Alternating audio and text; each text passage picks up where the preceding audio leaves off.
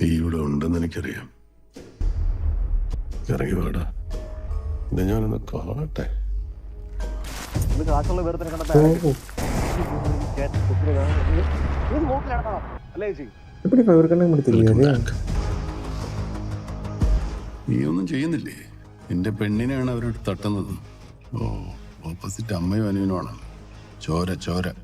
അപ്പൊ നിന്റെ കൈ തുറയ്ക്കും അല്ലേ?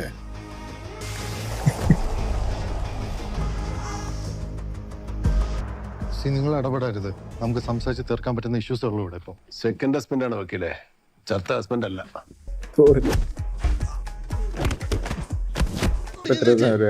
നോക്കിക്കോ, ഇതിപ്പോ പേഴ്സണലായി ആരെയാവും നോയിപ്പിച്ചിട്ട് തന്നെ അറിയൂടാ. Bloody fool.